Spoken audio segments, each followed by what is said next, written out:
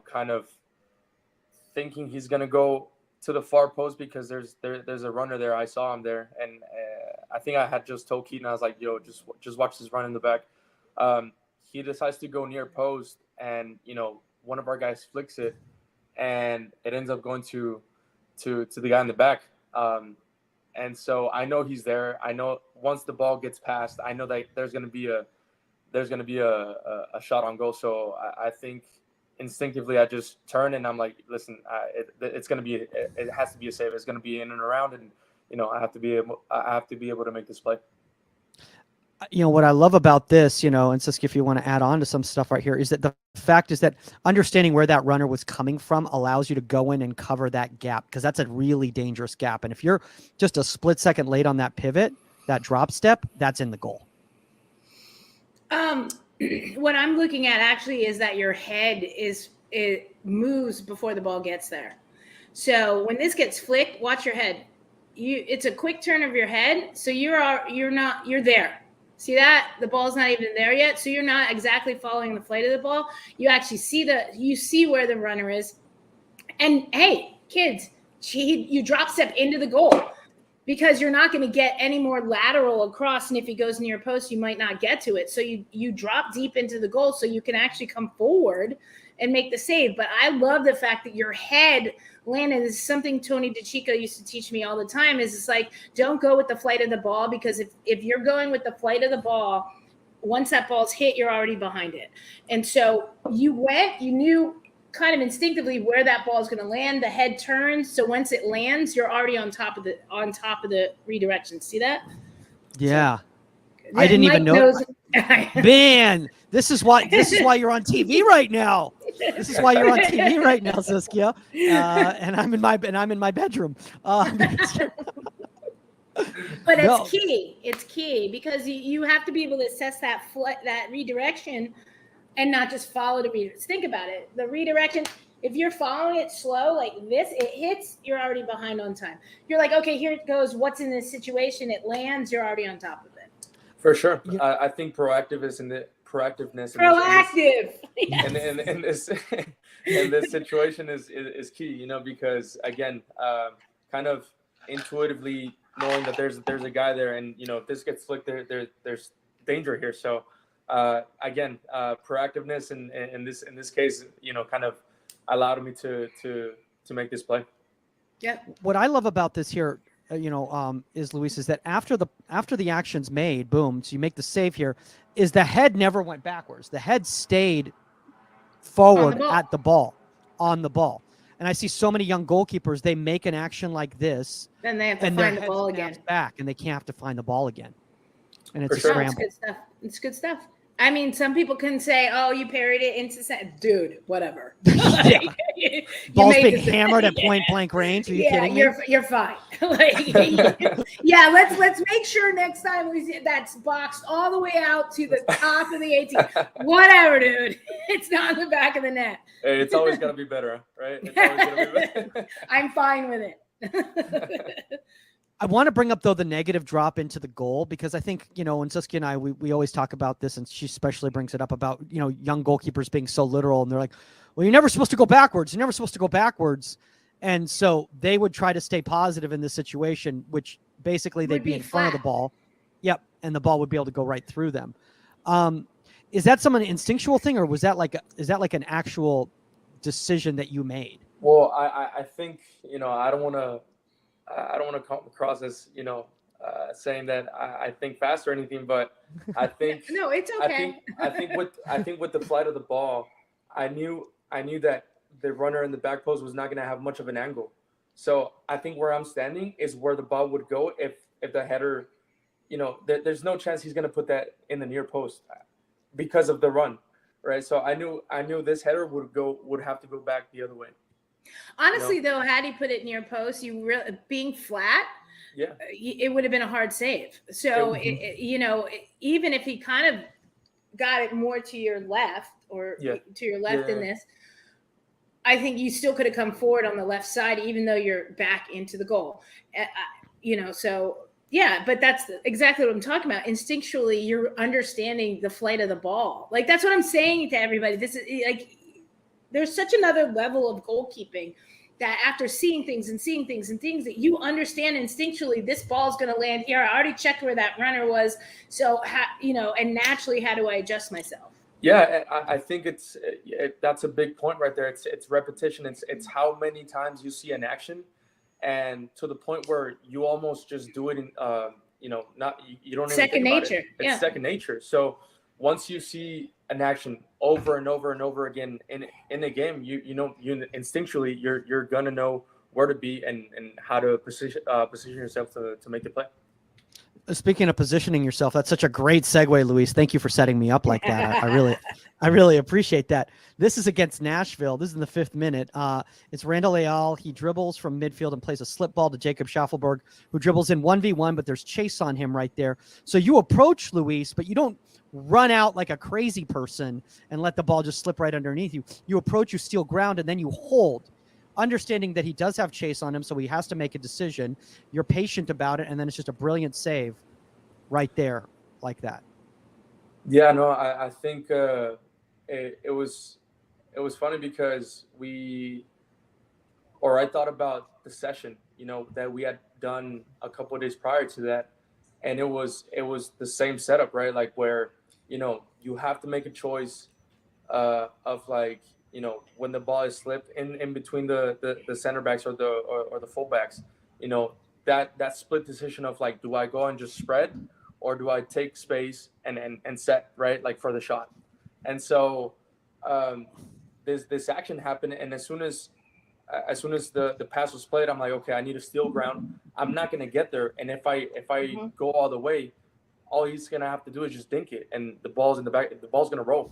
So I step in, I set, the guy, shoots the ball, and I'm in a good spot, right? So it was we actually worked on this heading into the game.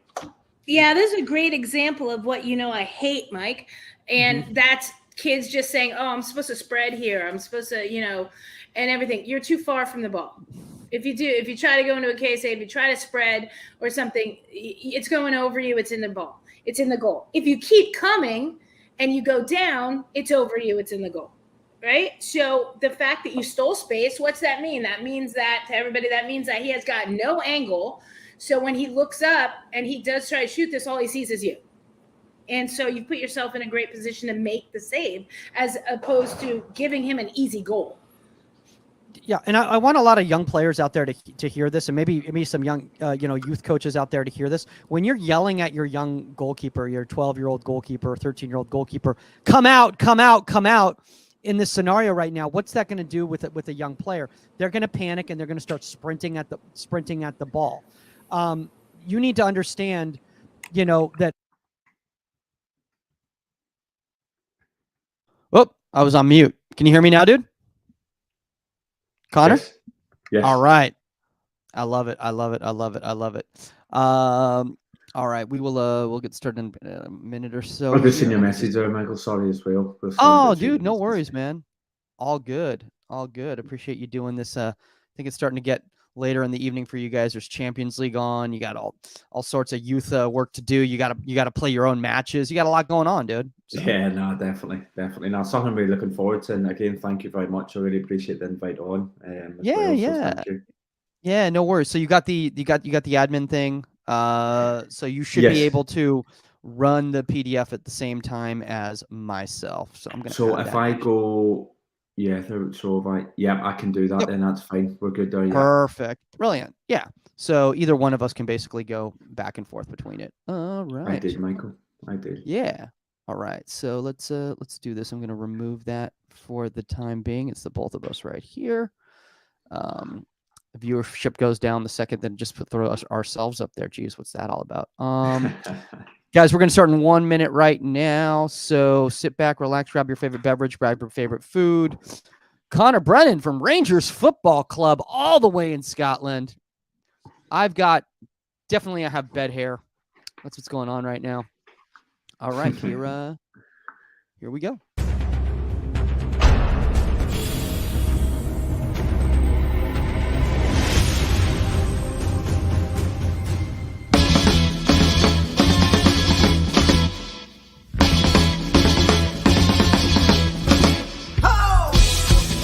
Welcome to Inside the 18. I'm Michael Magid, live from Hollywood, California. With me, just myself, guys. Just myself. 99 World Cup winner Saskia Weber is currently at the NWSL Challenge Cup with CBS and Paramount Plus. Shout out to everybody on the wonderful panels over there doing some great analysis. And speaking of analysis, we have a very special guest joining us today from Rangers Football Club all the way in the UK. We've got Conor Brennan. Conor, what's up, dude? Hello, Michael. Yes, all good. Thank you. Thanks very much for having me tonight. Like we said, there's a lot happening and everything else. So an exciting couple of hours, hopefully, for everybody that's tuned in. But hello to everybody, and I'm looking forward to what's coming next. So it's pretty cool, man, because obviously, you've got a couple things going on, and we're going to kind of get into that in today's topic in regards to determining selection at the youth levels and at the professional levels and the differences and all of that. But for some people who are not familiar out there, you're still out there playing as well, too, aren't you? Yes, I am. Whether you believe it or not, by looking at the picture in front of you, I'm only 29. So I've had a great playing career so far, and it's something that my body still allows me to do, and something that I'm quite fortunate that the job that I'm in still allows me to do as well. Not be it on the scale that I would like to, but I'm still really, really happy by being out there and playing competitive football. So I've played for many different clubs, and I'm still going. That's a really cool thing, by the way, speaking of that, because I'll be honest with you, I'm sure some clubs, if they find out that, one of their academy coaches, wants to moonlight as a goalkeeper at the same time, they're probably not as thrilled. They're thinking, we need this guy to be able to strike balls. And meanwhile, he could tear his hamstring at any moment. So was that a difficult conversation to have? No, it wasn't, to be brutally honest. The club have been fantastic with me, and they've been open and it's been good on that sense as well. So they've been completely fine with me. I took the job on a part-time basis when I still played full-time. So albeit when I was playing full-time, I did have one eye on my future, and getting involved in coaching was something that I've always wanted to do. That then sort of flipped for me, that I went from then playing I then went playing part-time, and then a full-time opportunity job came up at the same club, and the timing of it was ideal for me. So ever since then, we've just been moving in the right direction together, which has been fantastic. So why don't you catch up maybe some people out there who are unfamiliar with kind of the way that it works in Scotland, because it's a little bit different than in some other countries. Not everybody in Scotland at all the clubs are full-time with that club. A lot of them kind of, for lack of a better term, independently contract from one club to another. Yeah, of course. I think it's something, Michael, that's really kicked on over the last couple of years with the female game growing and everything else. There is more roles and opportunities for other coaches to dive into. But right now, at this moment in time, it's a country that's moving in the right direction. But there is roles and opportunities within academy that may only be part-time. An example would be that basically there's teams in the Premier League that all the goalkeepers will train together from first team right down to the academy. So we've managed to grow that and expand that, and again bring more opportunities on for coaches to come in and almost individualise that role a wee bit more. So you've got myself, who looks after the under-18s, you've got Graham Smith, who looks after the B team, and Colin Stewart as a first team goalkeeping coach. So we're in a quite fortunate position to have 3 full-time goalkeeping coaches within the building on a daily basis. And then also the female game has also got a full-time goalkeeping coach. So we've got it. We've got the department running ideal the way we should. And the thing is that you guys, your department is literally running on all cylinders. And one of the reasons I know that is because actually the reason you ended up coming onto the show is because a fan had reached out and there's like, hey, so-and-so's been doing some really good stuff. And you should check it out. They've got on their LinkedIn and everything like that. And they were actually referring to Smitty, who had actually been on the show before. But I came across your stuff and I thought they were referring to your stuff. And I was like, this stuff's awesome. Yeah, definitely we need to have this guy on the show. No, definitely. But we're continuing to grow and everything else. So now I'm glad that's worked out. I mean, I think one of the really cool things about that, though, is that this shows that there's no drop from the first team down to the youth academy level. There seems to be a real, for lack of a better term, synergy between all of you guys, right? Yeah, of course, that communication and that togetherness is key. Like I said, we're lucky that we've got a first team goalkeeping coach that has came through the academy, so he understands the role, he understands where we're currently sitting and what we're working towards as well. But again, to have that tuition throughout the club is basically that everything runs the same and everything runs smooth, and that communication is key, because ultimately we're trying to prepare goalkeepers to pass them around the corner to the first team. So it's important that we're all working in the same way and we're all having that dialogue daily, weekly, monthly, whatever it is. And the all-time goal and the ultimate goal is to get goalkeepers round to work with the first team more often. And over the last couple of years, we're happy that that's starting to take place now. See, I love that fact right now, because I'll be honest with you, it's not always the case at every club. I've definitely been at clubs before, and I'm sure I'll be canceled for saying this and won't be able to work at any of these clubs again, so I won't name names. But I've worked at some clubs before where, let's just say, the first team goalkeeper coach and the youth development side, all the foundational coaches, were kind of working on islands. And maybe it would be a director would say, hey, so-and-so needs to train with the senior squad for a bit. But there wasn't really a direct communication. And honestly, a lot of the times we were completely training in different areas and in different systems. So by the time they got to that first team environment, they were like, well, wait a second, this isn't what I've been working on with Michael or these other people. Yeah, no, I definitely understand that, Michael, as well. And like I said, we've been quite lucky that that even the structure above that, and even beyond the first team manager as such, is that they've had that bit where the club is always set and what to do, whether if somebody moves on or somebody else comes in, that there's still a main goal there, whether it's a 3-year goal or a 5-year goal, that there's always something there in place, that if anybody ever moves on, that this is our culture, this is our DNA, and this is what we're working towards. So regardless of the amount of people that come in and out the door, that vision and that goal is all shared by everybody from the top down to the bottom.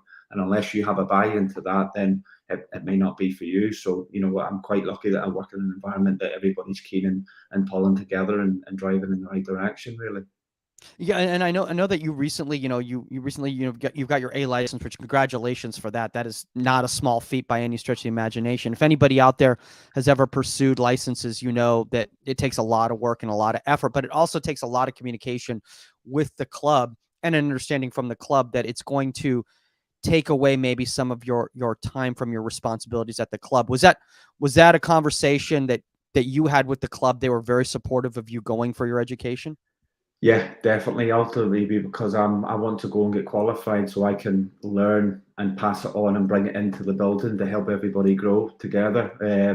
I've done my goalkeeping A license probably, I'm going to say 4 or 5 years ago when I was 25, something I really enjoyed and I really loved. And being in an environment with older people really helped me grow. I then went on to basically expand that and do my outfield A license, again, looking at the game from a different perspective. And the way the games continue to grow is that the goalkeeping coaches, it's not really an individual role as such. You need to be learning, being able to work with a team of staff and be able to understand the game, not just from a goalkeeper perspective, but from a team perspective. So it helped me problem solve. It helped me basically utilise and work that way, really, which I loved and really enjoyed. But it was something that the club were keen for me to do, and something that I was keen to do as an individual, because I'm ambitious and I continue wanting to grow. So one of the things, like, in regards to that is, like, I personally, like, I find that courses can be a little bit artificial. In the simple fact is, like, you're in the session plans. You're like, well, I would never wear my socks like this. I would never have my shorts like this, my jersey in a certain way. I got to have my gloves in, my pocket this way or whatever. When I go back to my environment, I'm going to be doing things a little bit differently. Does that get a lot of people sometimes? And I'm sure you've seen it in the courses. Has that ever seen anybody, like, kind of get in their head about it, and they're like, I'm just trying to do it their way so I can pass, as opposed to really trying to learn? I think I came through the RHFA with my coach education, and to be fair, the credit environment was quite open and everybody was quite different. We did have a lot of coaches come on my outfield their license from the MLS, and they were open and they mixed. And again, that communication bit is key. But the one thing that I liked about the goalkeeping license is that it was basically an 18-month course, and not all of it was in the classroom. A lot of it was club visits and micro groups. So again, we were put into groups of 4 and 5, and we were able to go and basically watch the other goalkeeping coaches basically do the assessment at their club. So every club was different. So again, an example would be that I visit a club in Northern Ireland. We had somebody in our micro group that was basically working in the Premier League, and one of the academies in the Premier League. It was somebody in Scotland like myself. So again, you're dipping in and out the different environments to see how to do things. And I loved it. I really learned a lot from it. And it's not the bit that you learn doing your bit. You learn by watching other people's do theirs. And it's that open discussion bit that they want feedback after it, which is great. And again, that course was 5 years ago. And there's guys who have really moved on and pushed on in the game that I still keep in touch with and keep in contact with. So we're always constantly sharing ideas of how we do things. And it's a great way of learning. See, I love that, because personally for me, I find that the benefit of all coaching education courses, and not saying that there's not benefit from the sessions that are out there and, you know, putting your own session designs together and getting feedback and everything, but it's the network that you engage with when you're at these courses. And it's a little bit different than, you know, people say, oh yeah, I connected during the pandemic with people online or what. It's not the same thing. To be go from an online to an offline collection, to me, I think is so valuable, because like you're getting to know these people personally outside of goalkeeping. And that is how you really can develop these relationships that might lead to a job one day, or it might lead to somebody, you know, being able to help you with a situation that you're dealing with, somebody covering for you, all those sorts of things. Yeah, now of course, one thing that I'm big on as an individual is sharing. Like I said, I'm not one to put all my sessions out and everything else, but I'm always on the phone, and I've always been open and honest, and you know, I'm big on sharing. And like I said, even now that I work in Scotland, personally, I'm from Northern Ireland, but I want to be part of something that produces the next Scotland international goalkeeper. And that's something that we continue to do every day at our clubs. Again, speaking to other goalkeeping coaches that work at different clubs as well, that's the goal. That's why we're in the job, because one day we want to basically be a part of something that played some part in making that goalkeeper get to earning a full international cap. And again, I know it's a 5-10 year process and it's long term, but every wee bit along the way helps. And I think that's why we do what we're doing, and that's why we love it, to see people like that push on and be successful. See, I think one of the things that you're saying right there, obviously, is that you want to move on and you want to build, you know, the next Scottish international and everything like that. And that makes me kind of think about, in regards to a club like Rangers, obviously a very big club in the area is going to have a solid amount of influence when it comes to, you know, selection, you know, at the youth international stages as well too. Where do you pull most of your youth players from, you know, just at Rangers, just in general, kind of before we kind of get into the topic of selection? Yeah, of course. I mean, we do have a great academy system, and you know, most of our kids coming through the academy and end up in a full-time playing position, if you like. I've been in this system for a long time, so it shows that what we're doing at the foundation level, if you want to call it, is working. Because by the time these kids are 16, 17, 18, the majority of them are being kept on by the club, which I think is excellent, and credit to how they've done it. I've been there 5.5. I'm going into my 6th season now coming up. So really, wait, you've been there since you were 23 years old? Yes, that's right, Michael. Yes. Wow, that's amazing. That's amazing, dude. That's amazing. So, in a coaching capacity, since you were 23 years old. Yes, I started really early, yeah. So I managed to get a head start on things, which was good for me. But the kids that were under 11, 12, I'm now seeing them maturing and blooming, if you want to call it, and now making that next step into full-time football, which is great to see them grow as well, which is brilliant. So credit to Rangers, they've got a great system underneath. It is a big club. It is a club that was in the Champions League, and is obviously a great history of winning trophies. And you know, being part of Rangers is about winning as well as development. So again, it's getting that balance. So that there is a big scope on recruitment, and we do have a big massive team in there when it comes to scouting and recruitment as well. So we've always got our eyes everywhere, really. So sorry, my brain is exploding right now, because I'm just realizing the fact that you were pursuing a professional football career simultaneously with a professional coaching career, and that you've been able to, for 6 years, balance between the two without losing your legs or your mind. That is amazing, dude. I have had to do a lot of maintenance work and gym work and bit MOT and wear and tear along the way. Don't get me wrong. If you need to look after your body, like you said, Michael, you know yourself when you're playing and constantly working to serve every day, morning, afternoon, and then go and try and repeat that process for yourself at night. It is quite tough, but again, I do stay in shape and I do look after myself and everything else. So that's been key to do what I want to do. And of course, I wouldn't do it if I didn't enjoy it. I love it. I get a buzz out of doing what I do. As well, which is really, really key on me pushing forward. But yeah, at the age of 23, 24, that's whenever I sort of got into my work. And again, I was playing full time in Scotland, and the part-time coaching role came up at Rangers, so I managed to sync quite well, and I've just sort of gradually pushed on from there, really. So the timing was ideal for me. See, I think one of the things too is that in the United States, it's very difficult to do such a thing because it's like, hey, I got a playing opportunity in Des Moines, Iowa, and also a coaching opportunity in San Diego, California. That's a 6-hour flight. That's probably going to be kind of difficult to do. So you guys are all kind of lucky with it, the proximity and everything. So I'm assuming the clubs that you play for are within a reasonable driving distance of Glasgow. Yeah, no, definitely. I played full time for 8 years, and I'm now playing part time for 6. I'm on year 7, so yeah, I've been lucky with location wise that I've always managed to find a club that's probably within a 30-minute radius drive of where I'm based, really, which has been ideal for me. That's amazing. So I'm supposed to go to I'm going to butcher pronouncing it, and everybody gets mad at me because it's not Edinburgh. Because it's not a cousin of Pittsburgh. It's Edinburgh. How do you guys? Edinburgh, yeah, Edinburgh. But again, okay. I'm from Northern Ireland, so again, I'm probably getting a wee bit of Scottish twang in there as well. So I'm probably saying it wrong too, Michael. I don't know. I pronounce it Edinburgh. So Edinburgh. I'm supposed to go there in August, and where I'm doing the shows and this other location where we were gonna pull some audience from. They're like, well, it's a little bit of a distance. I'm like, what is it? They're like, it's got to be at least 2 miles. And I'm like, what do you mean that a little bit of distance? 2 miles? Like, my grocery store's 2 miles away. Like, everything is, the distances here are ridiculous. Yeah, no, of course. Let's get a little bit into the topic here. Today's topic, guys, is determining selection. A lot of this is based on some great work that Conor was doing, kind of looking at some of the different goalkeepers at the highest of levels, especially at the World Cup level, to see, how they were selected, what was based on the selection criteria. For you, Conor, just personally, kind of what do you look for in selection, at least when it comes to the youth level? Yeah, I mean, when you talk about traits and what people bring, even, regardless of the level you work at, is the first question that you need to ask yourself and ask your team around you is basically, why have they been identified?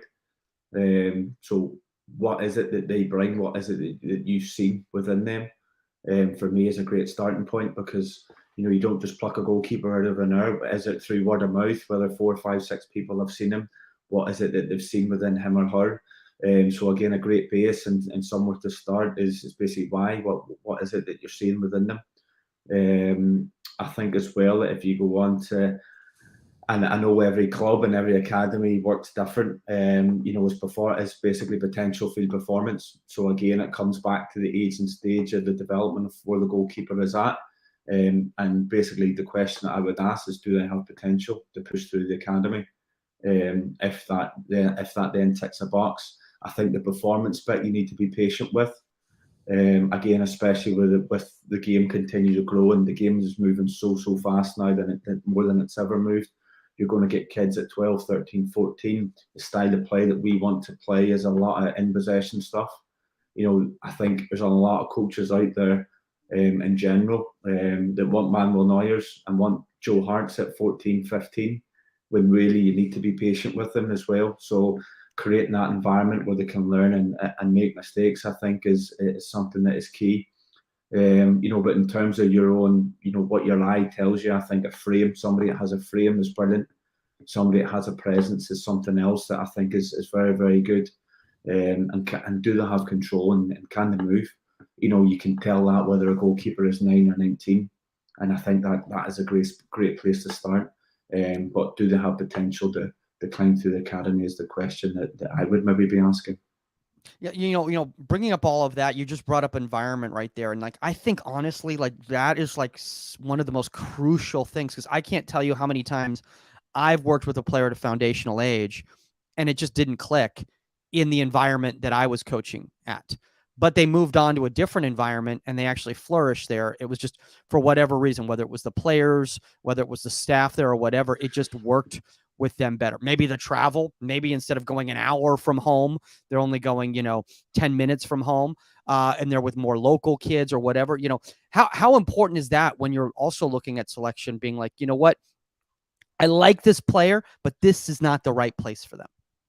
Yeah, of course. Now it's really, really important. It's vital. And again, you even speaking to looking at my own personal career and different things like that. That environment's key. Certainly from a goalkeeping perspective, one thing that I deem that I would say is probably one of my strengths and one of my qualities is creating a good environment that is fun and enjoyable, but also challenging. And I think that's really, really important. Again, you've got kids mixing through all different ages. Are they being a good teammate as well as something that I look for? And is there people within that being good teammates to them? But create competition because it's healthy. I think whenever you look at that environment bit too, and then also again, when you talk about creating the environment, do you have the right equipment? Is there anything that you can do better that can help that? I think currently I'm working in a club that is pushed goalkeeping so far in the last 5 years. Like, I think the days are gone that the goalkeeping coach just works in the corner of the Astro with 4 or 5 goalkeepers and they get called when they get called upon. I think there's a respect element there where we're as a team and we're all working together and we're all equal. And I think when you're working with goalkeepers, you do need space, you do need a goal area, you do need markings on the pitch, and I think all that's key. If you work at a club or an environment that you don't have that, how can you best replicate that? Whether it's putting a 6-yard box in or an 18-yard box in with cones, if there's no lines on the pitch, just things like that really, really help the goalkeeper feel at home, especially with kids when it comes to looking and working at positioning and where they are in the goal, because that was big for me whenever I was a kid. You just brought up such a great point right there. Obviously there's a little bit off topic here, but in regards to like from a spacing standpoint and the amount of space that you need, obviously, especially if you're working in an urban environment, it might be a little bit difficult to find that type of space, or a club may have to prioritize based on their resources, an older age group versus a younger age group, for those reasons. But I always tell parents whenever they get concerned, they go, oh, but we need a, because in their mind, like, unless it's the lines are here and there's a goal here and everything like that, like that's not the environment. I say, no, it's about the spatial awareness, and it's really about them understanding the angle play. So it's like, if I can develop the dimensions and I can develop, because they don't actually play inside that goal. They're defending the goal. They're defending the area. They're defending the space. That's how it works. So it's really about me developing an environment where I can do that. And if I have a fence behind me, that's marked off, like that's just as good. As long as that way the balls don't get shagged everywhere. I don't know. Yeah, no, of course, Michael, you're right. Yeah, no, definitely. Like you said, it's, to be able to put a session on to defend the space, there needs to be space to exist to defend it. So it's something that's quite simple. And again, sometimes it's just discussion that there's coaches out there that I get there's 3, 4, 5, 6 teams that are all sharing one Astro at times because of budget and facility and everything else, but it's just a communication. But sometimes I've spoke to coaches that they're maybe not even aware that they're dipping into your bit, and see if you say, look, can you maybe move 5-10 yards? That could really, really help and challenge your goalkeeper so much more just by passing on a bit of communication. So just wee things like that, I think, is really important. See, you just brought up a great point there, Connor. And for all young goalkeeper coaches out there who are listening, and maybe other goalkeeper coaches as well who might be more experienced, just want you to know those field players are not out to get you. Like those field coaches are not out to get you as well. Like they're just completely unaware of what your needs are a lot of the times. And they're just so focused in their own session that it doesn't even fit. So you need to make those conversations. And I think a lot of times, Connor, especially, I mean, let's talk about like you being 23 years old, you coming up to a grizzled, mid 50s, outfield coach and being like, excuse me, hey man, I kind of need this space because I've got these 9-year-olds that are working on some through ball work. And it's a little bit of a difficult conversation because there's a little bit of an intimidation factor, isn't there? Yeah, certainly challenging. Again, like you mentioned, the 18 stage and that power bit of that of where they think they're at and where you're at. But like you said, that's down to your personality and down to how you put things across without creating confrontation or creating friction. And again, it's about working together as well. So, nah, definitely, Michael. So let's get a little deep into this right here. This is awesome. This whole presentation that you put together right here in regards to how the selection happened with the World Cup. Why don't you first off break down why this happened, why you put this together? Were you bored during Christmas? Like what exactly happened? I definitely got some stick because Christmas time is normally a time to switch off and focus on family and friends. So I was deep into my laptop. I'm a wee bit of a geek that way. But no, the reason why I wanted to do it was because, probably for a while, certainly if I look at this season off the World Cup at the start, I asked myself the question that are we preparing goalkeepers early enough to play at the top level? And an example of that would be that when I looked at the UEFA Conference League, when I looked at the Champions League, Europa League, and the new Conference League that's just come in, I seen goalkeepers playing in these competitions at the age of 21, 22, 23, and I'm going, that's brilliant, it's outstanding.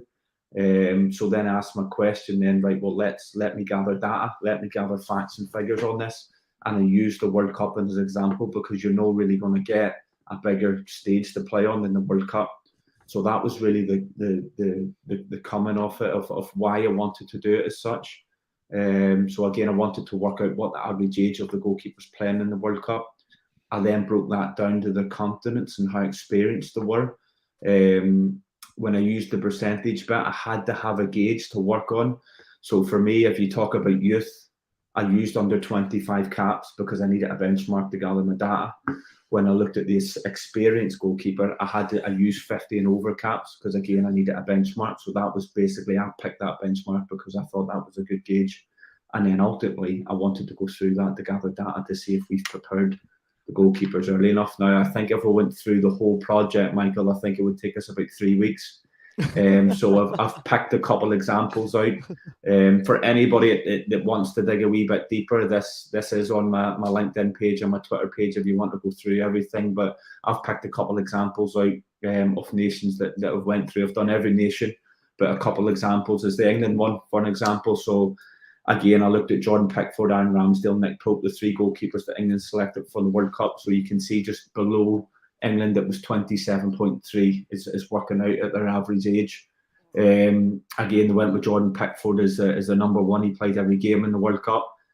Apologies if this data is slightly off because it was just after January. So the games that they played in March, they maybe have a couple more caps on top. Dude, if somebody goes off on that here, they're not here for the right reasons. Like they're just here to troll. Like, no, definitely. I mean, you say you're a nerd. If someone here is like, he's like, wait a second, it's like, I don't know, it's like 0.4 percentage more.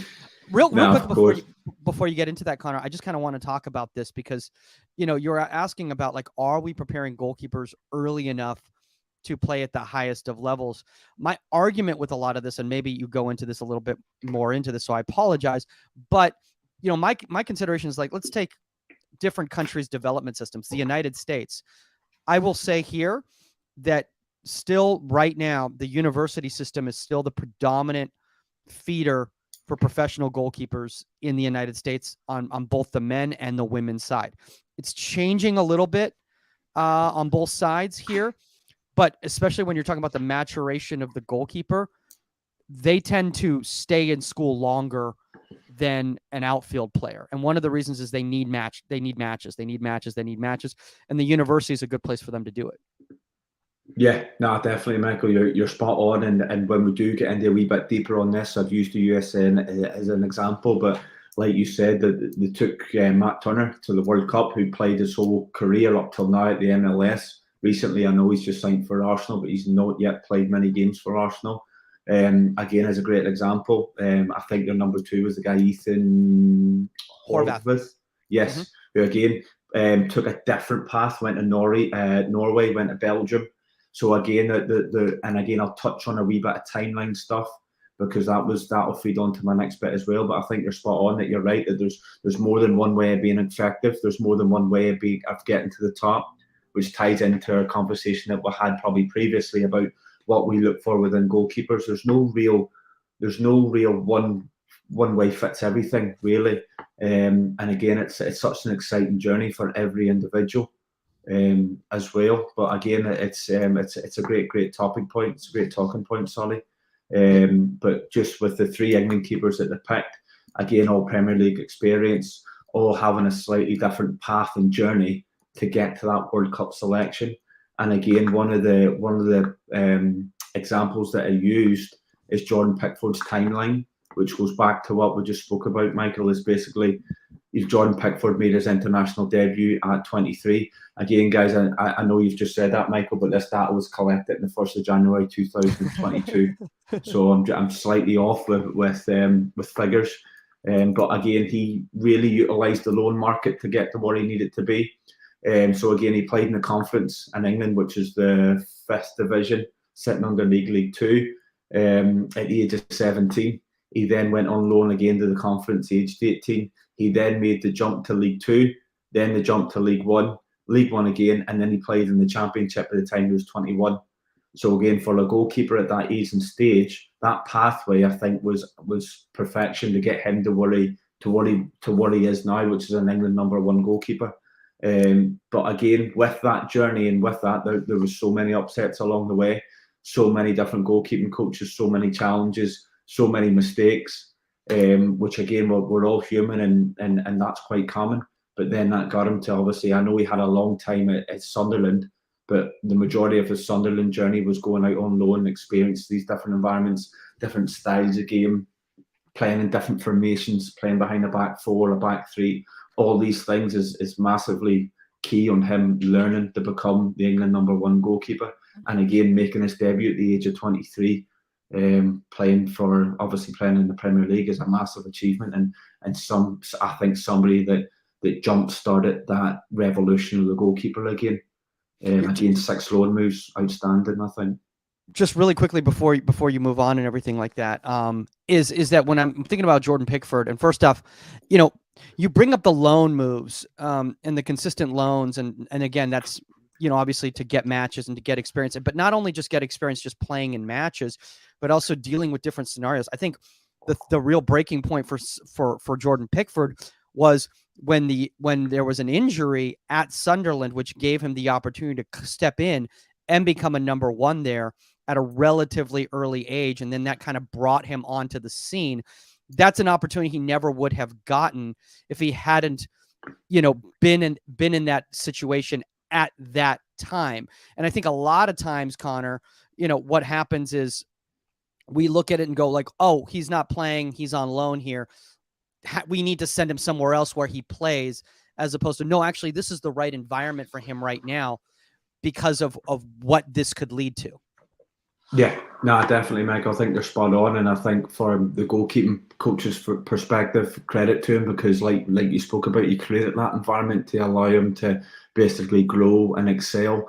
Speaking from my own playing experience, who's been a #2 in the Scottish Premier League, sometimes being patient is what you need, and continue to learn and strive. But again, living that 24/7 elite lifestyle, I think, puts him in place that whenever he does get that chance, that he takes it and he excels. And you can see from that journey that he's certainly done that. But if you don't prepare right, you don't eat right, you don't sleep right, you don't really get that opportunity to basically stay in that position consistently.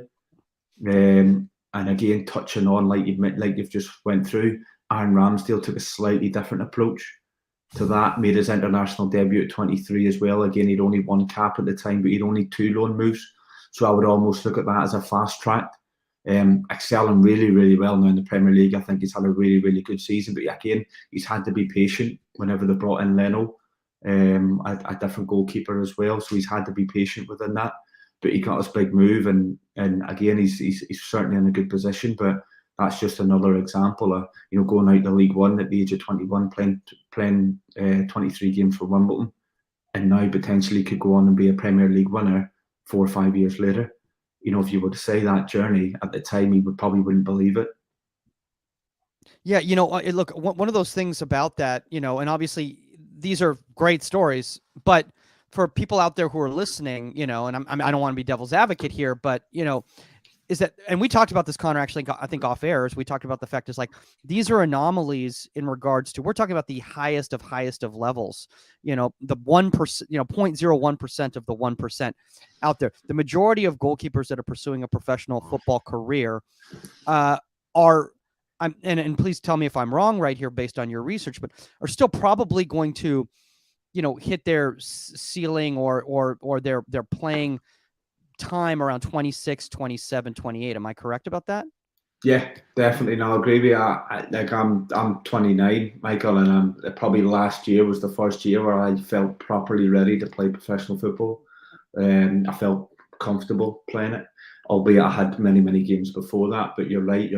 There'll be plenty of dips and turns and curveballs along the way. And I mentioned that word before about being patient and trusting your own ability, trust what you're doing. I think is key. There's more than one way of doing things. So trusting what you do, and you know, massive on asking questions as a player and as a coach. It was something that I always done throughout my career, to many different goalkeeping coaches. And again, it's something that helped me learn along the way as well. And I think just on that, you're talking about the modern game. The game is now, there's so much scope to do so much analysis, so much. Like I remember whenever I started my career at Leicester, and all we had was YouTube, and we used to just watch goalkeepers on YouTube. That was our analysis. Whereas now you've got so many podcasts, you've got so much Sky Sports, you've got so much detail on social media. I thrive off it. I love it. Sometimes I don't agree with it. Sometimes I read it and go, I'm not too sure on that. But there's times where I get a lot out of it, and I think that's key when I talk about sharing and building that partnership. But yeah, I think that can really help young goalkeepers along the way. You know, talking about all of this, you know, here, obviously, you know, you were showing, you know, Ramsdale and you were talking Jordan Pickford, but, and I know you don't have Nick Pope up here, but I think that's an example of a different journey. And what I love about when you showed those three England, before we move on to United States right here, is that all three of them, very different paths, peaked at, lack of a better term, different ages. And I think also all three of them have different traits that lead them to be successful at different times in their career. You know, I think a lot of people sometimes just assume, oh, you know, so-and-so goalkeepers should be ready at blah, blah, blah, or even wingers should be ready at blah, blah, blah. But we have to look at what traits does this goalkeeper bring? And is that something that is going to be beneficial at 19 or at 39 years of age? You know, because you're great at reading the game, but you're still 5'9", you know, and you're 16. So maybe right now to throw you into that environment isn't the right time. Maybe we wait till you've grown to 6'3". Yeah, no, of course, Mike, and I think that's down to the guys around him and basically to be able to judge that, to be able to guide him. You know, Jordan Pickford's team around him made, I would say, the correct decision at the correct time to put him out on loan. If they maybe turned that loan move down, would the second one not happen? So I think it's important that you trust your team around you to be able to make decisions and guide you in the right direction. I think is something that is key as well. But again, just on that's probably about the goalkeeping coach. I would say more about the goalkeeper. As I would get you to ask the question is, what do you see as success? Some goalkeepers see themselves as success as having a 15-year career in the game. For me, that's a success for people. Somebody might turn around and say, well, I want to win this trophy. I want to win that trophy. Success for me is playing for one club. Success for me is playing for 10 clubs. So I think everybody has their own spin on what success might look like for them. And I think it's important that you identify what that is if you are a goalkeeper. Yeah.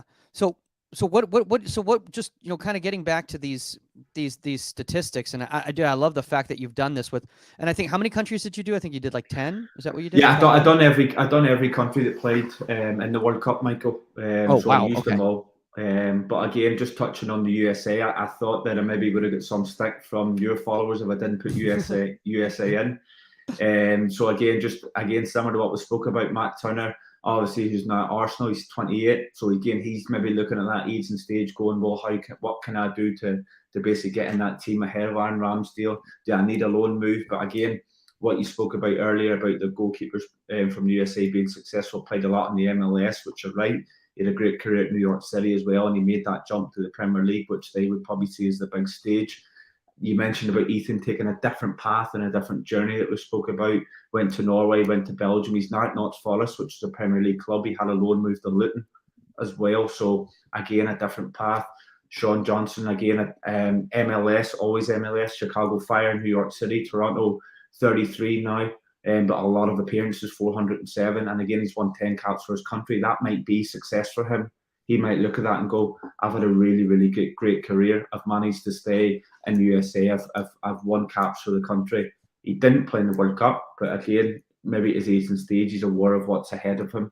And he's been able to come in as a third choice goalkeeper at 33 and create that environment for the other two to work and learn and prepare them for the games in the World Cup.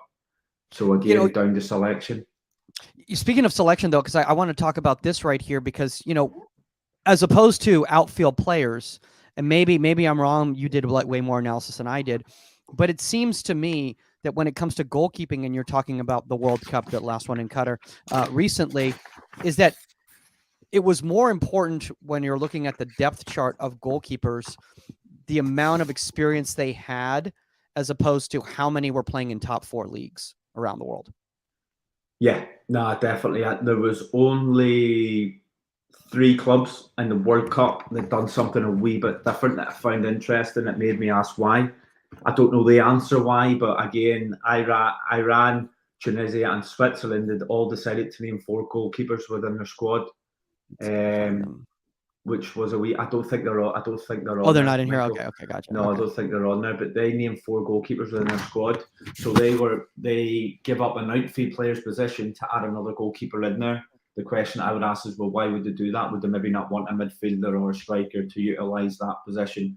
And the only thing that I can think of is, again, to create an environment to bring in that other person that help with the recovery days, so they have another body.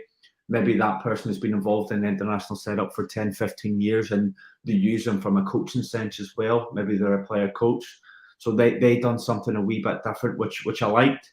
But to take that risk, if you want to call it, to give up another outfield position to add another goalkeeper in, really bringing 4 goalkeepers to prepare them to play possibly 6, 7 games, I think is a big risk. But again, I like the fact that they've done it, and it just shows that how important the role of that goalkeeper that isn't playing.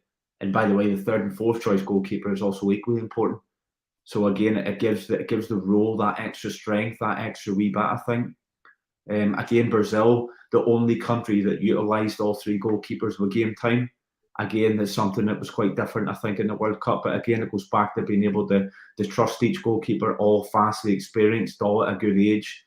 2 of them playing in the Premier League, playing for massive clubs in the Premier League. What a headache that is for their goalkeeping coach to decide who's a better goalkeeper out of Becker and Ederson, because it's something that I wouldn't like to make a decision on, because both of them, I think, are unbelievable and have changed the game in many different ways, especially in the UK. So again, you do utilise all 3 goalkeepers. I think it's been fantastic. Yeah, bringing up, the Brazil situation right here, it's very rare that you're going to have a country, no matter what level of a country you are, whether you're a Brazil or a France or a Germany or an England or anything like that, where you're going to have 2 goalkeepers that could arguably be counted in the top 5 in the world in the pecking order. So that is a unique experience. In regards to the fact that they played their 3rd at the World Cup, you're looking at it and you're going, okay, what's the benefit of that? Weaverton's 35 years old, primarily a domestic goalkeeper. Why, other than for him to be able to say that I got to play in a World Cup, what benefit is for the development of the goalkeeping position in Brazil for him to play? I think, Michael, you hit the nail on the head. I think they've created a culture, and they have allowed probably him at the age of 35 that maybe doesn't have that long left playing to be able to turn around and say that he played in the World Cup, which I think is fantastic. I think he only came on for about 10, 15, 20 minutes. I don't think it was a full game. So it was a substitution within the game. And for me, I really, really enjoy it. I like it. I think the fact that they were already qualified, and they played Ederson for the game, and then they've brought on Weaverton, which again, brilliant. I really, really like it. But that's the only reason why I can think is to basically say that it was nothing to do with rest or recovery or injury. It was just basically to say that, well done for the career you've had. This is, I'm going to give you your 9th cap, because he's been a part of Brazil's squad for a long time, but he's only got 9 caps. So I think there's a reward bit in there to say thank you for everything that you've done. See, I love what you just said right there, because now when I'm thinking about it, and maybe it's not even obviously at the international level, but maybe even you're talking about at the club level, you know, if goalkeepers see the opportunity that the culture has developed, that you are going to be rewarded, and maybe it's not playing time, maybe it's, you know, another type of experience when we're talking about the youth level. You know, not everyone's going to get, yeah, I'm sure just because a goalkeeper's been doing great at 17 at Rangers doesn't mean like they're going to play a Champions League match. But you know, some sort of a reason where the person says, you know what, I feel valued here and I'm going to continue to be here, which means you're going to get the most out of them, which means it's going to help your selection process because you have better options. Yeah, no, definitely. I think also, Michael, as well, you could flip that. And if you're the Brazil under-21 goalkeeper, you're maybe sitting there looking, well, what do I need to do to get a chance? And you can almost look at that from a motivation point of view, going, well, they've brought him on at he's 35. I would like to think that in the next 4 years, I could maybe be playing in the next World Cup. So you've got that bit coming behind it at the Brazil, maybe the youth, that if you're 19, 20 in that squad, you're going, right, well, now's my next bit. And again, I think that might motivate you to do that as well. But then just touching on Ederson's career, again, something that's completely different to what we spoke about before. No loan moves. No loan moves, straight from Benfica to go to play in Man City in the Premier League, which is, I think now he's probably about 250 appearances at the age of 24. Made his international debut at 24, which I think is still quite young. So again, somebody for me, it was fast-tracked without a loan move.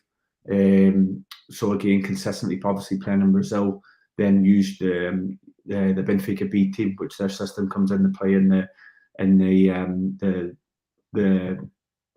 high game, the professional level. So they drop down into the League One, League Two, and Benfica, which again gets him utilised to adult football quite quick, which has been brilliant, and then straight to Man City. So, you know, credit to the recruitment team at Man City. They've obviously done a lot of research and a lot of digging on that to basically get that one under the radar, which again was brilliant.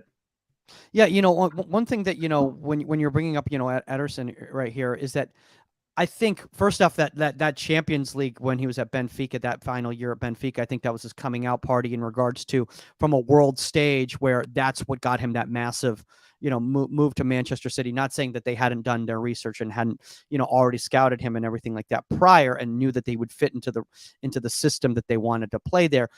But just the simple fact that he was in that really, really solid development program at Benfica that just world renowned. As a fantastic youth development program.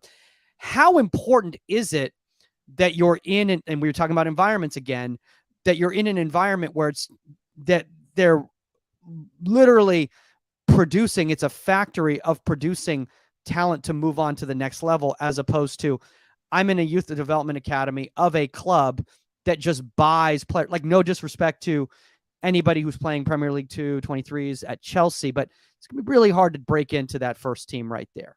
That's just not their strategy. Yeah, no, of course, Michael, you're right. You're spot on. It goes back to what we spoke about earlier. Is what does Ederson see as success? Does he see playing at the top level and playing in that environment that's going to test him in front of 50, 60, 70,000? So again, if you're a young kid at Man City, for an example, at 22, 23, I think you'll look at him, and I would be so excited to be able to see him train and see him work, to basically be around him and try and create that.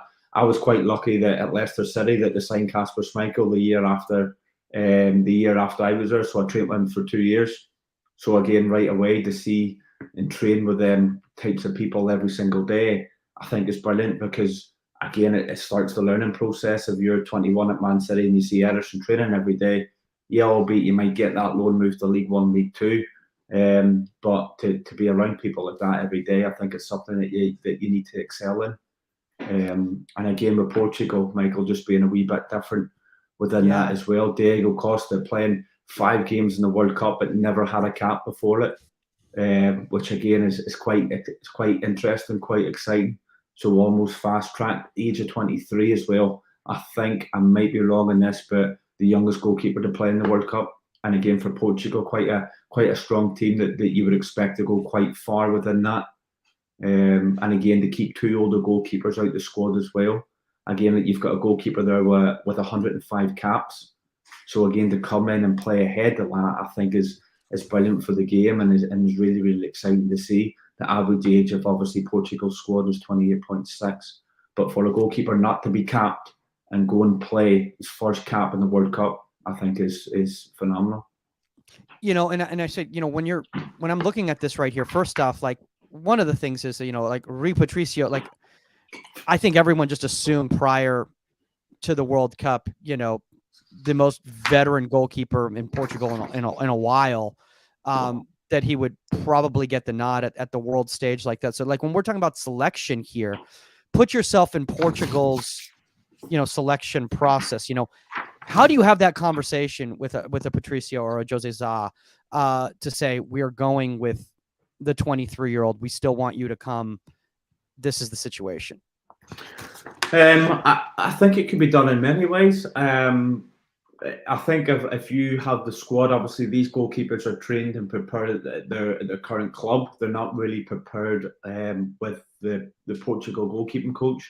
I think it's up to him to basically maintain them and motivate them that when they get there, the same as every other nation. But these goalkeepers are all trained away from obviously the country setup.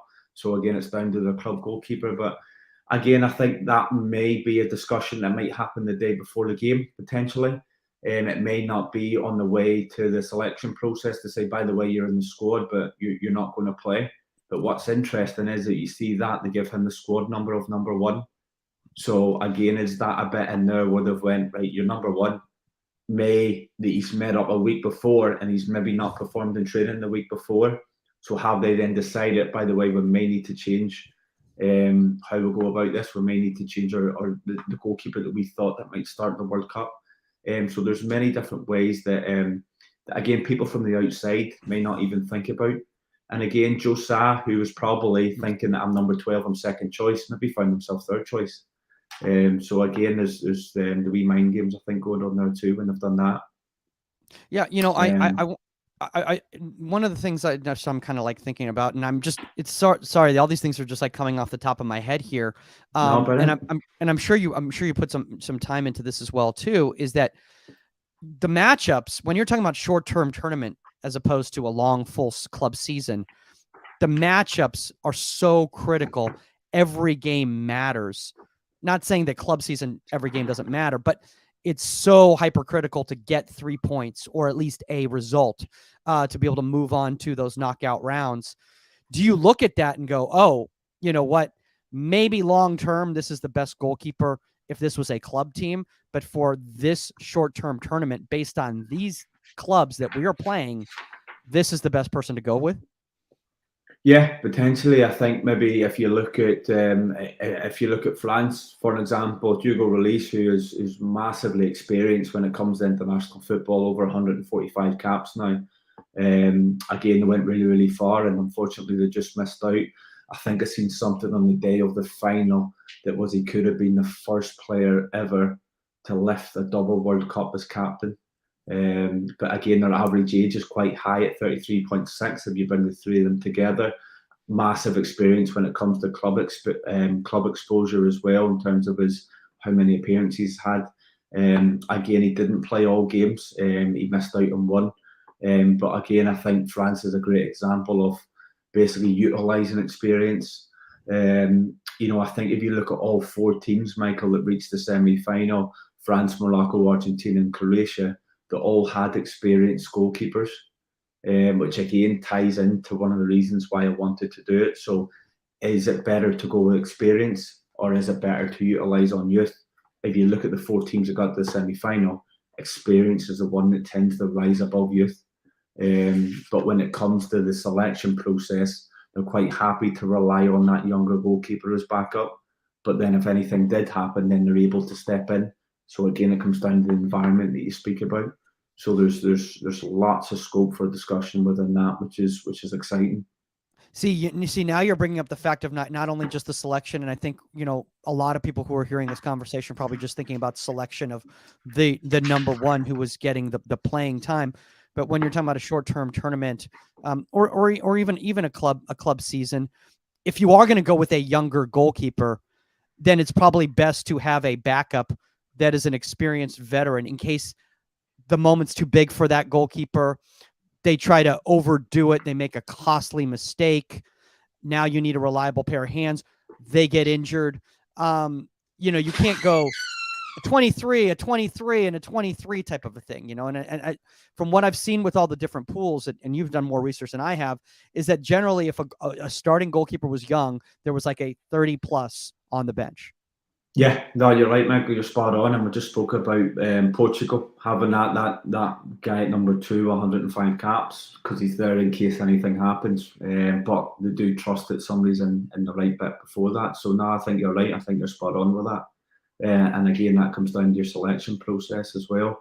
And again, the winners of the World Cup, again, average age of 32. Martinez playing 7 games, and again, his journey has been so exciting, and everything that we spoke about right at the start, Michael, in terms of basically looking at that traits, and every journey's different. If there's a key indicator, or there's somebody out there that's looking a light bulb moment, Martinez is the one to look for.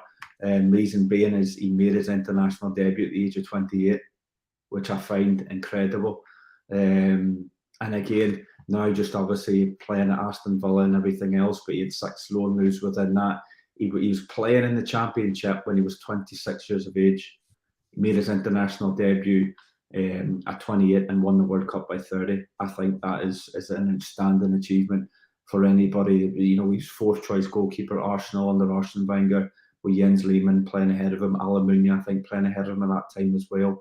And there was somebody else when he was 20. But to get to where he is and really push on and excel, to never give up and have that drive, determination, and I think it's a credit to anybody that's worked with him or guided him, and a credit to himself, because to do that, go on loan to 2 different countries, England and Spain as well. He has had some journey and some path. So yeah. When you're talking about that, and whenever we need to start dismounting, Connor, let me know, because I know there's Champions League to watch. I know people are very excited for Bayern Munich to make that massive comeback against Man City today. I don't think that's going to happen, but anyway, there's games to watch. So I want to talk about loan moves to different countries and to different cultures, because it seems to me that with some countries' selections, and obviously, if you're talking about a country like a Brazil or something like that, a lot of these players move on to Europe, which is going to be a very, very different culture because it's so much farther away. But even in Europe, it seems that, the moves for some of these countries has been multiple countries, different cultures, and then coming back to your home country to a bigger club in that league. But when it looks like England, you're in a situation where you're not seeing a lot of English goalkeepers move on loan outside of the United Kingdom. Yeah, no, definitely. I think you're right, Michael. I think you're spot on. And again, there may be many different factors for that. Again, one of them being that the team, coaching staff around him may want eyes on him at all times, and may want to be able to go and watch them live, may want to be able to use them for training as well, potentially. So again, I think that may have something to do with it. But just on Martinez, one to go to loan in 2 different countries, if you look at his total experience, his total appearances in 2022, he was 137. If you compare that to the guy in the opposite goal as him, in terms of Hugo Lloris, he had more international caps than he had total appearances at the time, which I think is incredible. So again, if you talk about experience in youth, Martinez was actually experienced in terms of the clubs that he's been at, but he wasn't really experienced in terms of appearances. But his age was 30, but he didn't have that many appearances. So that is why I think he is such an interesting topic. Yeah, I love that, man, because again, it's just I love this just showing just like not one size fits all type of a thing. Of course, no, It, definitely, you're right. I do want to go into this continents breakdown here thing because this is really interesting. And again, a lot of this has to do with the level of competition in the domestic area of a lot of these countries. If you're in Oceania, you're probably, if you're playing in Australia, in the A League, you're probably not going on loan to Micronesia. It's probably not happening. You're probably staying local. But talk a little bit about what you're trying to share with these continents breakdowns. Yeah. So again, for everybody that there's so many factors around this. This is really just, this is the data. This is what it showed me. There's so much to come into an account here, but one of the things that you can see in front of you, that Europe is probably a dominating continent of so many teams that have basically got into the World Cup and qualified. The average age was 29.2, which I thought was okay, which was reasonable. I think if you look at Africa, I thought, again, with the lowest average age of 27.5, Ghana and Cameroon were two countries that opted to select youth, probably over experience. The average age of both goalkeeping groups was 23. Now, again, that comes down to what's available and what they currently have. Cameroon was 24.6, but it made me think about the question of, well, what are they doing in their continent to prepare goalkeepers earlier than what any other continent is doing? I don't have that answer. I would love to, but I don't. But again, is it just because of their surroundings? Is it because of their maturation? Are they maturing a lot quicker? Are they training differently? Training methods come into it and everything that they're doing at their club. So again, Africa was an interesting continent because of how young that they're starting to produce goalkeepers at. And again, if you look at, sorry, on you go, Michael. No, I was just going to say, when I'm looking at, let's just say, what you said in regards to like what is available, could it be, and I'm not saying this is the case or not, I'm sure there's a lot of great domestic goalkeepers in Africa in the leagues there who've been playing at a very high level, but maybe the elite of the elite younger goalkeepers of, that have,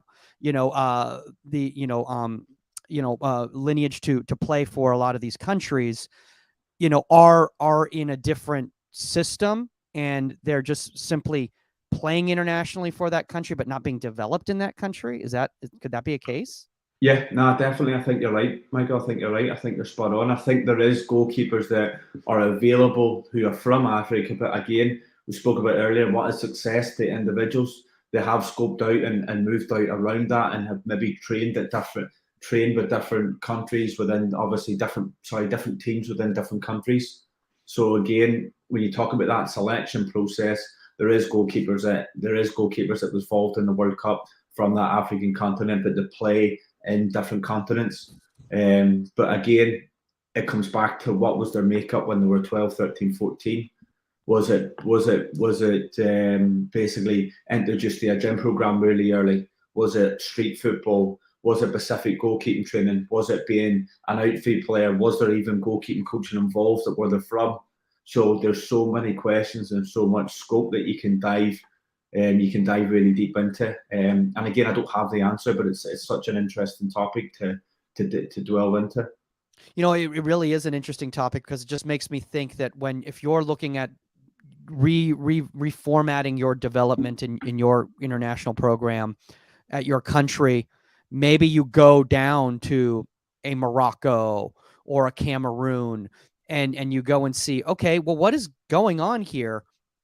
If they're starting at an earlier age, what can we bring from here that's going to work? Now, maybe it's not, maybe just, maybe your culture is a little bit different than their culture, and it's not going to fit.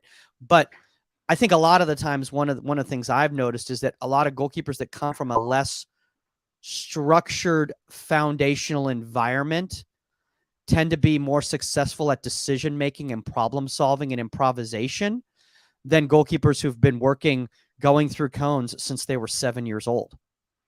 Yeah, no, I understand that, Michael, and I think it comes down to the game that's constantly changing and moving forward. You can tell different kids need different things at different times. Do they need a session that's controlled and structured and it's pure technique?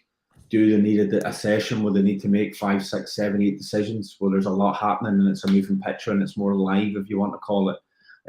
But I think if you're exposed to that at a really young age, I think it can help. But it's important that we don't think about not neglecting the technique.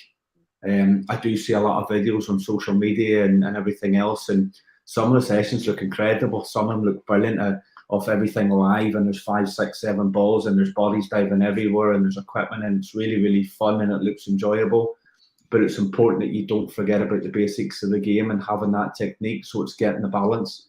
It's knowing when to train what with what goalkeeper at a certain age, and that's what basically identifies you as a coach, I think. Yeah. So I mean, that's a very good point. And thank you for doing that so that people don't just go there all day. Well, we're just going to stop coaching our goalkeepers because apparently that's the way to go about it. All right. So let's go ahead. On you go. No, on you go, Michael. You're fine. I was just going to say, you talking about experience versus youth here, you've got these specific statistics right here.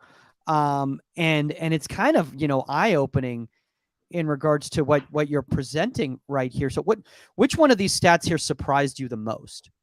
So basically all that information that I collided over every single country that played in the World Cup, this is basically what it produced for me. This is basically my end goal, and this is what it gave me, that over 66% of goalkeepers selected for the World Cup had less than 25 caps.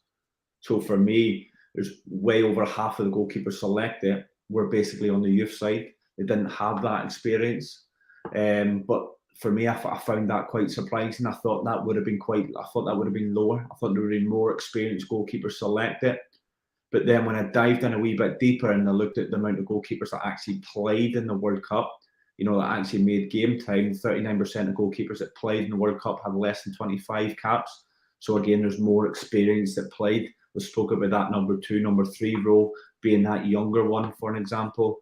And then just 1/5 of goalkeepers selected for the World Cup had more than 50 caps. Again, I expected that to be higher, but it wasn't. And again, 36% of goalkeepers that played in the World Cup had more than 50 caps. So they're the ones that actually played, your Hugo Lloris and your goalkeepers like that. So again, it was really, really interesting to dive into. But that basically gave me this, Michael, which is my last bit, my main bit. So there was 99 goalkeepers that all selected for the World Cup in Qatar. So 41 of them goalkeepers actually featured. So 41 of them got on the pitch. Obviously, we spoke about the European teams had the dominant force, over double the amount of teams than from any other continent. The average age of the goalkeeper selected to play in the World Cup was 30.4. Now, whenever I asked my question right at the start, I actually was surprised at how high it was, because I thought that we were continuing to get lower with average age. I spoke right at the start about the Champions League and the Europa League and the UEFA Conference League that goalkeepers playing at 21, 22. That's not reached the stage of the World Cup just yet, but I think it's coming. That's just based on my opinion. So based on that, the highlights, the experience is still highly important. When it comes to being a main attribute, when it comes to the elite stage. I mentioned Ghana and Cameroon are 2 countries that utilise youth, the lowest average age. Both teams were knocked out in the group stage though, Michael, so that when we talk about having that experience to get you to the semi-final, the 4 semi-final teams all had experienced goalkeepers. Ghana, Cameroon went with youth, but they didn't get that far. So does that change their mindset of when they're preparing for the next one potentially? Argentina going on to win the World Cup with the goalkeeper's average age of 32, and I spoke about Martinez's journey within that. So again, a lot of interesting stuff, and something that I really, really enjoyed putting together. Yeah, one of the things that I want to bring up, these last kind of couple points here, because it's just making me think, and these are things that I'd never really thought about here. But if you look at an international team, let's just say you're like, well, you know what? We have a pretty solid pool of players that for 26 could make some noise in 26. Are we better off having this 23-year-old goalkeeper play in this competition to have that experience of playing on the world stage at that level of their development so that 4 years from now, they are in a position where they've already been there and they're a veteran goalkeeper. And now we really have something. No, I think they're spot on. I think if you look at, we spoke about the Portugal case study whenever they went with Costa, again, 23. So by the next World Cup, is Portugal your team that's going to get to that semi-final? Is Portugal your team that might have that next bit because they've got a 23-year-old, so in 4 years' time, he'll be 27, having already played in a World Cup. So again, I think Portugal's a great example of what you're speaking about, Michael, but I definitely think that may be a long-term plan when it comes to selection for countries. And then just another thing that I'm just kind of thinking about too, as we all wrap this up here as well is, and Conor, thanks for taking the time, man. I know we're going into Champions League right now, so I appreciate anybody who's still watching right now, or please share it with your friends during the replay and everything like that, or the audio podcast. But I want to say this is that also the game has changed within the last 20 years. So have some goalkeepers, for the lack of a better term, the game, the way the game is being played now is suiting a generation that's grown up with the game like that since the foundational ages, and other goalkeepers who came onto it later, it's a little bit more difficult for them at the highest levels. Yeah, no, I agree with what you're saying, Michael, and I think that's the excitement of whenever you watch different continents play different football, because it's a completely different style. I know here in the UK we're massive on keeping possession and we're massive on build because it's a current trend. And again, I think Ederson and Alisson has raised the bar when it comes to Premier League clubs signing goalkeepers for 50, 60 million. That didn't happen 5-10 years ago. So it showed how much value there is in goalkeeping in the UK, which again is really exciting. And another 5 or 10 years, I think the game will change again. I don't think it may be as possession based as what it is, or it might be completely different and completely going that way. I think there'll be a lot more high scoring goals because teams are taking more risks with the goalkeeper as well. Being that extra man in possession, if you want to call it, whether it's playing a wee bit higher or whatever it may be, and being that extra body. But it's certainly something that's really, really exciting. And, when you're coaching goalkeepers now at 13, 14, are you preparing them for the game that currently exists, or are you trying to prepare them to what the game will look like whenever they're 19 and 20? That's a really, really hard thing to do because we don't really know what that'll look like. We all have ideas, but that may come into your thinking when it comes to planning and how you do periodization when it comes to planning a session. Yeah, and speaking of planning and development right there, it's just kind of making me think, Conor, like, do you have any advice for, like, especially here in the United States, a lot of young goalkeepers have a tendency to, or their parents, let's be honest, have a tendency to move them very quickly if they're being bypassed for selection. What advice do you give to a young goalkeeper that's getting bypassed at their club for selection over and over again? I think if you break it down to club football, right back to that grassroots and right back to that level, Michael, I think the main thing is, and the first question that you need to ask any kid is, are they enjoying it? Because it's the reason why we do it. So the first question I would ask is, are you enjoying it? If they are enjoying it and they're still being bypassed, then there's that patience bit in there. And there's a bit of asking, like I said, a massive on questions. Is it a bit where the mum or dad or the kid just approaches the coach and basically just asks them, look, what is it that I need to do to get better? And again, it's a simple question that can create that relationship bit, create that environment that we speak about. So that's something that I would recommend. If you take it back a step and you say, are you enjoying this? And they say no, then it may be a different way where you need to go around a different route. But I've certainly worked and been and trained with different goalkeepers and different goalkeeping coaches that kids are being bypassed for selection, but they still enjoy it because they're learning and they're training and they're patient and they think that the time will come. And I think that's key as well, because ultimately you need to remember that there's a small percentage of kids that will go on and make a living and make a career in this game.